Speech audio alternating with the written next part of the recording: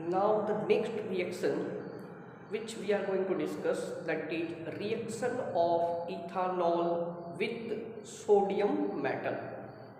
Sodium metal के साथ ethanol किस प्रकार से रिएक्ट करता है, ठीक है।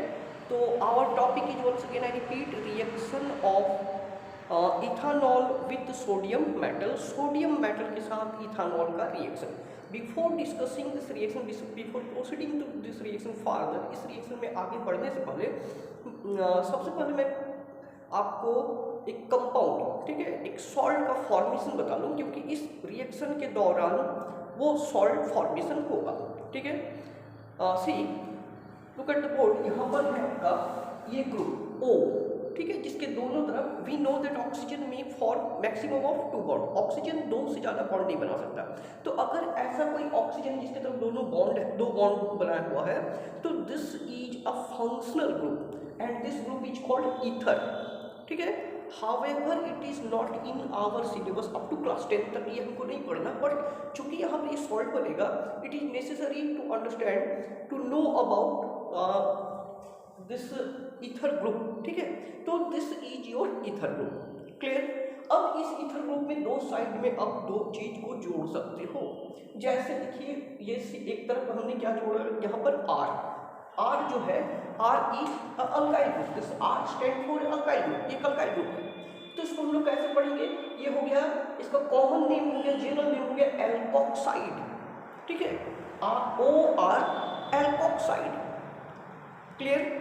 उसी तरह से ये O है, R की जगह पर, इस R की जगह पर हम अगर CH3 जोड़ दें, मिथाइल ग्रुप, तो इसको हम लोग क्या पढ़ेंगे, methoxide, it will be methoxide. In the same way इधर अगर हम जोड़ दें C2H5, तो इसको क्या पढ़ेंगे हम लोग, OC2H5 ethoxide, it is ethoxide. एक बॉन्ड इधर खाली है, ठीक है। इधर जो भी आप जोड़िएगा that will be substituent, and as per rule, IUPAC rule, substituent का नाम पहले लिखना है, name of the substituent should be mention first. तो अब देखिए, जैसे ये है आपका OC2H5, this part is ethoxide, ये क्या है, इथॉक्साइड। एक बॉन्ड यहाँ खाली था, अगर उस बॉन्ड में हमने सोडियम लगा दिया Na, तो ये क्या हो गया, substituent, this is the substituent. तो इसका, इस पूरे कंपाउंड का नाम हो जाएगा सोडियम, सब्स्टिट्यूएंट का नाम बदले, एंड देन इथॉक्साइड। तो sodium ethoxide will be the product of this reaction, ठीक है। What will be the formula, formula will be NaOC2H5, means ethereal group, इस ईथर ग्रुप के एक तरफ सोडियम, एक तरफ C2H5, clear. Now come to the reaction, reaction is, तो reaction of ethanol with sodium metal, ठीक है। Ethanol, please pay attention, ethanol reacts with sodium metal to form a salt, that is sodium ethoxide, with the evolution of hydrogen gas H2 gas। Ethanol sodium metal के साथ react करता है और एक salt का formation करता है जिसको कहते हैं सोडियम इथॉक्साइड, और इस रिएक्शन के दौरान हाइड्रोजन गैस रिलीज होता है, ठीक है। Now come to the balance chemical equation, इस रिएक्शन के लिए हम बैलेंस केमिकल इक्वेशन कैसे लिख सकते हैं, ठीक है। Look at the board, C2H5OH, ये हो गया आपका अल्कोहल, ठीक है। अल्कोहल को हमने हीट किया किस मेटल के साथ, सोडियम, Na, बैलेंसिंग छोड़िए, हमने हीट किया इसको सोडियम मेटल के साथ, Na के साथ, ठीक है। जैसे हम इसको हीट करते हैं, ठीक है, अल्कोहल में उपस्थित जो टर्मिनल हाइड्रोजन है, वो हाइड्रोजन गैस बन के निकलता है, ये हाइड्रोजन निकल जाएगा, ठीक है, ये हाइड्रोजन यहाँ से निकल जाएगा। तो हाइड्रोजन क्या होता है, H2, हाइड्रोजन जब भी निकलेगा हाइड्रोजन गैस बन के, तो ये क्या बन जाएगा, H2, जबकि हमारे फॉर्मूले में कितना H था, केवल एक H। तो इसको H2 बनाने के लिए हमने इसको मल्टीप्लाई किया 2 से। नाउ अब हमारे पास कितना हाइड्रोजन भी, ये 2 हाइड्रोजन, तो ये दोनों हाइड्रोजन यहाँ से दोनों हाइड्रोजन आइटम, ये टर्मिनल दोनों हाइड्रोजन आइटम निकल जाएगा और ये कंबाइन होकर बना देगा क्या, H2 गैस। ये आपका हाइड्रोजन गैस बन के निकल गया, H2 गैस, ठीक है। अब कौन सा पार्ट बच गया हमारे पास, C2H5 और O, C2H5O बच गया, ठीक है। यहाँ से जो H खाली हुआ था ये बॉन्ड, इस जगह पर आपका सब्स्टिट्यूट सब्सटीट्यूट हो जाएगा ये Na, this Na will be substitute here, Na इस जगह पर सब्सटीट्यूट होगी, इसको बनाएगा C2H5O और ये Na। क्लियर? हमने देखा था यहाँ तक ये पार्ट जो है ये क्या था, इथोक्साइड, दिस वाज इथोक्साइड, और सब्स्टिट्यूएंट के रूप में क्या है यहाँ सोडियम, तो इसका नाम हो जाएगा sodium ethoxide, it is salt. ठीक है, तो इस रिएक्शन में जो सॉल्ट बना that is sodium ethoxide. Clear? come to the next important reaction of alcohol, that is the most important reaction, because this reaction is again you will see in class 12. In class 12 chemistry, this reaction will again repeated. This is very much important reaction of alcohol. Clear? So chances are there that some of the questions may be come from this topic. इस topic को skip नहीं किया जा सकता, कुछ न कुछ questions इससे ऑर्गेनिक पार्ट से आते ही हैं। तो डिस्कस करते हैं next reaction of alcohol. Come to the reaction, next reaction of ethanol with concentrated sulphuric acid. ठीक है, this is very much important reaction, so please pay attention. This reaction can be written more precisely as acid catalyzed dehydration of alcohol ethanol to yield ethene। ठीक है, इस reaction को हम ज़्यादा आसानी से इस तरीके से याद रख सकते हैं।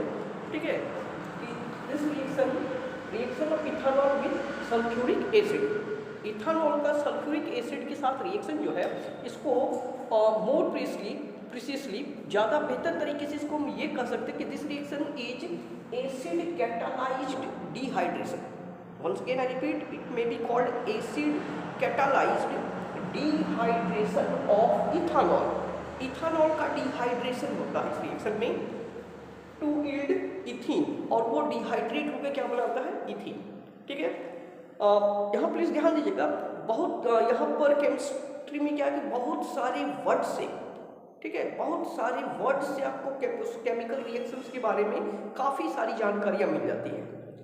जैसे फॉर एग्जांपल यहाँ पर देखिए डिहाइड्रेशन, इस शब्द को ध्यान दिए, डिहाइड्रेशन, डी शब्द का मतलब होता है रिमूवल, एलिमिनेशन, हट जाना।